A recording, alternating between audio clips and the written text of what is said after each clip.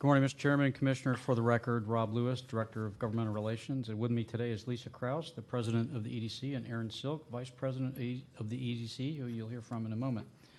We're here this morning to present to the Board for consideration an economic development incentive application that was received and processed by the EDC called Project Sunshine.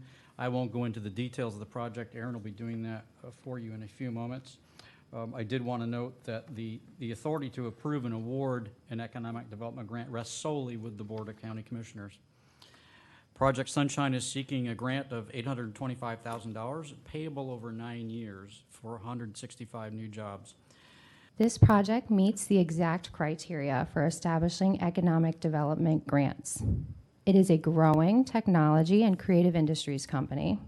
It is creating high-wage jobs and investing in our community. The project creates fantastic opportunities for our talent coming out of our local schools. The company described a best-case scenario where they would have a tight-knit working relationship with our local higher education to feed their development team. They envision co-developing curriculum, participating in school career fairs, sponsoring programs, and more. Commissioner Ziegler. Yeah, I think what Commissioner Moran's touching on is something we talked about as well during our meeting. And I guess I don't know if you could do it residing in. I think that's tough because I do know where their office is, and I can tell you it's kind of basically on the line between two counties. So I think the residency's tough to say just Sarasota County. In a perfect world, that's what we want. But I think you could do something in the contract about where they work and where that office is. I know they're going to have to basically live in Manatee, Sarasota, or well, Charlotte, maybe Hillsborough a little bit. But I think you could do it based on where they work. I think that'd be a little bit easier than basically where they reside, because people pack up and move all the time and bounce between the counties, especially the demographic that they're going to be targeting. So I think the residency's tough, but I think you could do, in-person, physical, in the office, some sort of requirement there. But I do understand what Commissioner Moran's going at. Aaron, first of all, I just want to thank you. I mean, I think you're doing a great job, and whoever decided to start putting you forward a little bit more to do briefings and to present before the board, they're pretty smart as well, because I think that, in the meetings and the interactions we've had have been pretty good. And I think you do a great job in the role that you're in now. So congratulations with, I don't know how it works internally or whoever made those decisions, but I think it was a good one. Now, this was a lead that was generated by Enterprise Florida, correct? And then basically that's the state's, and correct me if I'm wrong, but that's the state's EDC, if you will, at the state level. And they basically had this lead where this company's interested in moving into the state. And then they kicked it to us because they expressed some interest in being into our area. Is that fair to say? That's correct, yes. Is it public at all where that office is, where they're talking about putting their office, specifically in what area of the county? Not yet. Is it protected by confidentiality? The office location is on Longboat Key. Okay, so on Longboat Key. So just looking at this, what's interesting is you have a tech company that, again, has about 160, and this is separate from the incentive discussion, but I'm just talking economics, and the economic benefit here is you have a tech company wanting to open up their U.S. headquarters in not just Sarasota County, but on Longboat Key, which, I mean, if anyone that's been out to Longboat outside of hotels, we have a couple restaurants, and my mom lived on Longboat, so, I mean, we got a Publix out there. There's a bank, but there isn't much business out there because it's more of a retirement community / tourist community. But you have a tech company looking at opening up their U.S. headquarters on Longboat Key with 165 jobs on an average of $102,000 a year, I think is what you said. 124 of those jobs at $80,000, 41 of those jobs at $170,000. They're expected to get this job creation over 5 years. That's pretty exciting. I mean, if you just look at it in terms of the economic benefit to Sarasota County. Now, that is separate from the incentive discussion and some of the issues that we're going to talk about today or bring up. But for Longboat Key, I mean, they're so used to having traffic go off the island in the morning. It'll be interesting to have traffic come on the island and then off later. To be able to have a U.S. headquarters on Longboat Key, I think that's pretty unique, and it's a unique opportunity. So that is exciting. That's an area I represent, an area I'm very familiar with. As I mentioned, my mom lived on Longboat Key for a while. I spent a lot of time out there. And I think it'll be great for Longboat Key and for people out there. And the potential of this tech company growing, I think, is there. And that would be huge for our area. But also to be able to work with, I think you mentioned like Ringling and some of these other opportunities locally, to be able to generate content. I mean, there's tremendous upside. Now, again, that is just the economic benefit of bringing that company here. That is separate from the incentive. My understanding is the incentive balance is about $1 million, isn't it? Yes. What is it, 1.1 or something like that? Or do we know what the total is, Rob? That's left in there. And again, this is the amount of monies, when we had the discussion earlier about the EDC that we kept in there. Do we have the totals? Okay. Yes, sir. All right, so it's about $1 million. Let me take a minute, just, Mr. Chairman, if I might. Commissioner, you're right on point here. And let me take a minute to identify what's in front of you. This was coordinated through OFM, so I'm pretty confident of the numbers. They're in the process of following up on board direction to transfer and leave $1 million in the fund. As we sit here, there's 2.6, which means about 1.6 would be transferred back into the general fund. There was action direction from the board previously on another project. I won't go into that detail, but there's adequate funds for that. Leaving as board direction $1 million in the fund. There are some of the commitments that have happened over the course of the year that draw that money down. You'll see a subtotal of projects approved if this action was taken today that would encumber about $1,027,000. It looks like on that paper that we would be 27.5 underwater, but that's not really the case. We have a number of projects that we'll be bringing back to the board, actually as part of my strategic plan this year, that will close out. They predate me, they predate everyone on this board, and we've seen no action on those, and that accounts for about another $520,000. So long answer to your question, but it's important for the record for you to understand that there will be about $520,000 left in that fund at the end of all of those actions. But That's assuming that this gets approved, right? oh, absolutely, Yeah. completely contingent on that. Okay, so Thank you're you. saying basically we have $1 million to basically dish out from the incentive fund. There's And adequate then- But then funds. it's going to get replenished from some of these projects that are outstanding that didn't hit their marks. And then that money is going to get transferred over and freed up. Is that right? That's the Mr. first I've Chairman, heard for of my this. commissioner, yeah, that's one of my objectives this year is to clean up some of the projects that were there that predate us. I will make one more note. This board, as an effort to provide a bridge for local businesses, did $4.1 million in small business loans.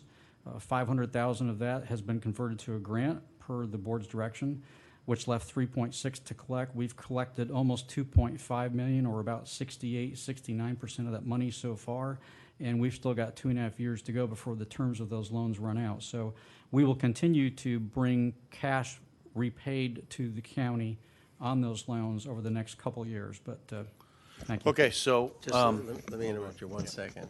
Rob, as you clean that up, as you do your cleanup with some of these outstanding projects, I know Commissioner Moran would probably love it, but I know I would, I'd like to see the list of the agreements, the date they were agreed to, how much was committed, how much was executed, but then how much basically was outstanding, which is the jobs that weren't fulfilled and how much total that was. I'd like to see that breakdown as you do this.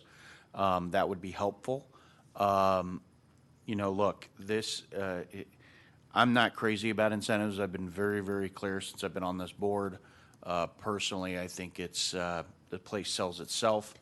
You know, with that said, we kind of had the agreement when we discussed the EDC a couple months back, was we were going to leave $1 million in it and then, you know, draw that down and then deal with it after that, how you replenish it and how do you approve projects and everything else. So I'm not going to keep fighting on that, I guess. But I'm okay with drawing down that $1 million for projects that make sense. Again, this is a tech company looking to put their U.S. headquarters on Longboat Key, 165 jobs at $100,000, 124 at $80,000, and or break down that 160 165 at an average of 102. That's the total.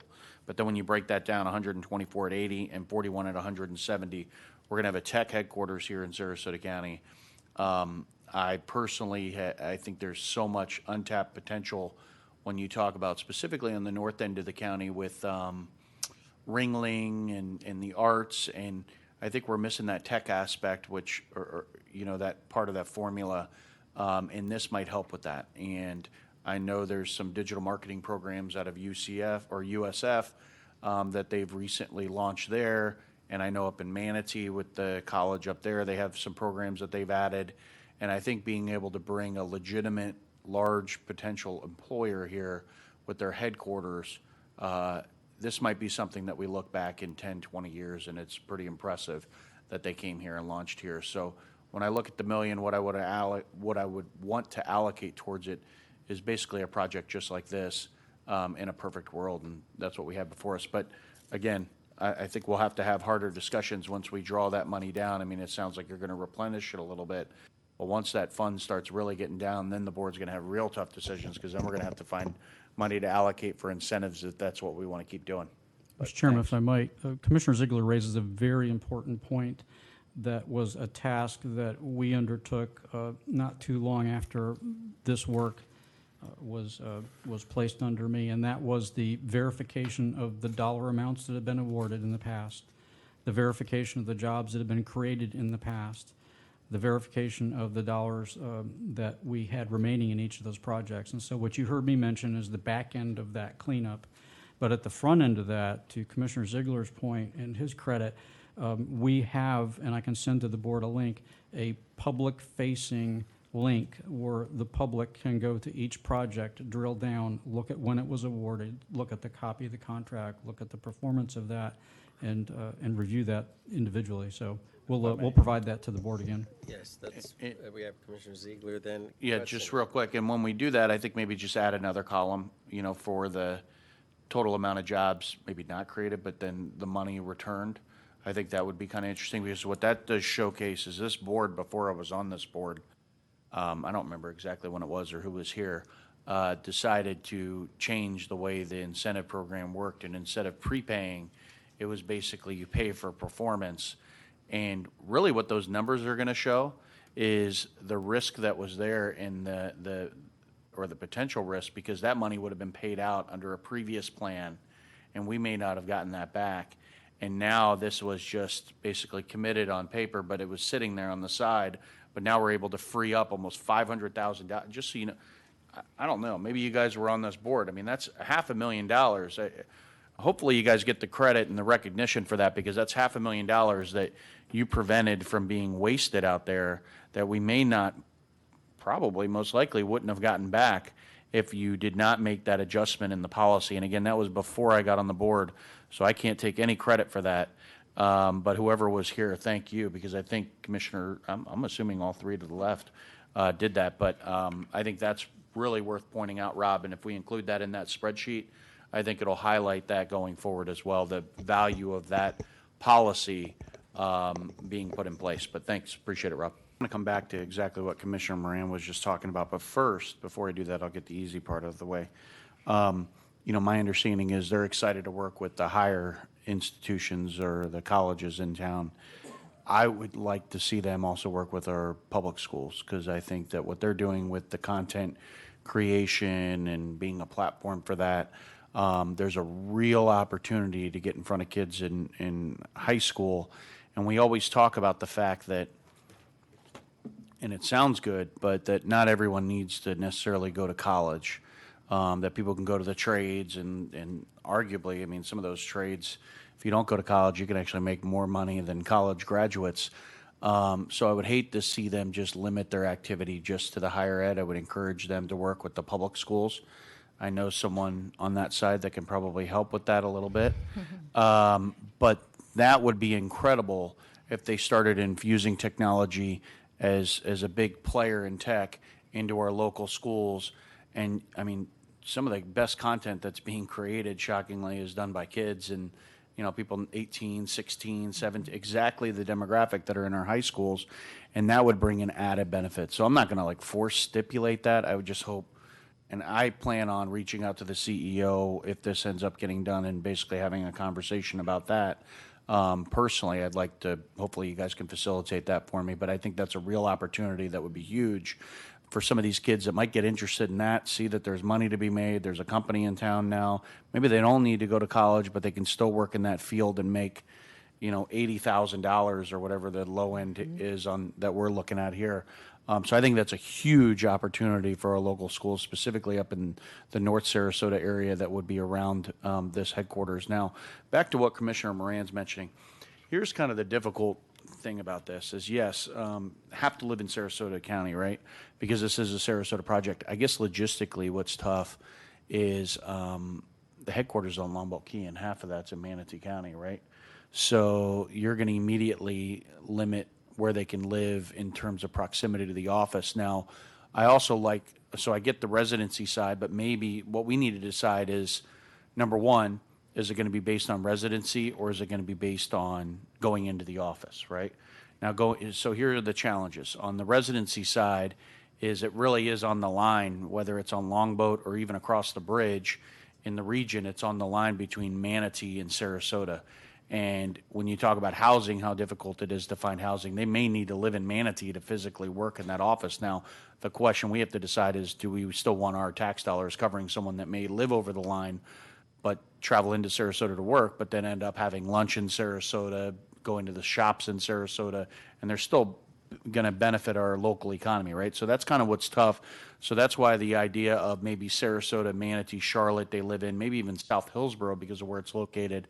I don't know. That starts opening up. So that's kind of a challenge when you look at the residency requirement because of where the location of this one is specifically. When it comes to looking at going into the office, I'll tell you, I know someone that works in the patent office. I talked to you about this, and they have a requirement that you basically can't work from home for longer than like 30 days or 31 days, right? So every month you have to show up at the office, which sounds fine. But what they did is they ended up living in Florida, and they would fly up on the 31st and the 1st. They would get a hotel one night. They would fly up on the 31st, go pop into the office, stay in a hotel, pop in on the 1st, work out of the office, and then fly back to Florida. And they were flying up to D.C., and that checked the box that, okay, for 2 months, they've been working in the office, but really it was only 2 days, right? One night. So there's some challenges if you do inside the office. Now, what you have to take into account, and this is what's interesting, and I'm getting in the weeds, and I apologize, but I just want to lay it all out there, or you have hybrid models. There's a very successful company here in Sarasota, PropLogix. They have a big building that they bought in Sarasota County, just over in the UTC area, just south of University Avenue. And basically that building can hold hundreds of employees, 300, 400 employees. And once COVID hit, they were intending to fill the entire building. But once COVID hit, they sent their employees home and they found out how productive they were working from home. So now I don't know if you're going to see that building filled with PropLogix employees anymore. But here's the thing. They go in there and they have meetings and they still engage. And when they need to huddle with the accounting team or the sales team or the biz dev team or the marketing team, they can go in there. And this office may do that, may have sort of a model like that where, I could envision someone living, let's say Casey Key. They live in a house in Casey Key and, they're working from home, but maybe every Monday or Wednesday or Friday, they got to go into the office. They go into the office, but they're still kind of remote at home or maybe even over the Manatee line. But it's like a hybrid model where they can come into the office and have their meetings and get with the executives. And again, they're going to have lunch in our area that day. They're going to go to the shops maybe after work, stop and run errands when they're in Sarasota County, whatever. And then that's really driving the economic benefit for us. So if you just go to a working model, you also have to take that into consideration, is how do you avoid gaming the system to where, if you go to the working model, you say you got to be there at least one day a month, but then you come in on the 31st and the 1st, right? But you also need to be able to facilitate those that might buy a $700,000 house, as Commissioner Mayo mentioned. They're making their $200,000 to buy a $700,000 house, and yeah, maybe they're working from home, but guess what? They're spending a lot of money, in our local economy. So that's what the challenge is, and you got to navigate. I'm not I think the residency is tough because of where it's located, like I mentioned. So I don't really have a solution. I'm just pointing out some of the things to consider as we go forward. But I do think we need to give some sort of direction for this contract to come back to us with language that people are comfortable with on this board to be able to protect the investment dollars staying locally. I think that's clear direction we have to give. We can't just say, hey, we like this or whatever. I think probably today, coming out of this, you need that direction to be able to incorporate it in the contract. So I just wanted to lay all that out there because I see it. But again, I think that this is a huge opportunity, but obviously I want all 165 jobs contributing to our local economy. If they're living here, that's a direct contribution every time they pay their taxes on their home. But the other ones that may not live here, they're still going to contribute to our economy as well, going downtown for lunch or, you know, Dry Dock or Longboat Key Club, or, you know, maybe they become members or whatever. So I think it's long-winded, but I just want to lay all that out. Commissioner Ziegler? No, I think Commissioner Moran did a good job of tying this together. I'm good with the regional aspect.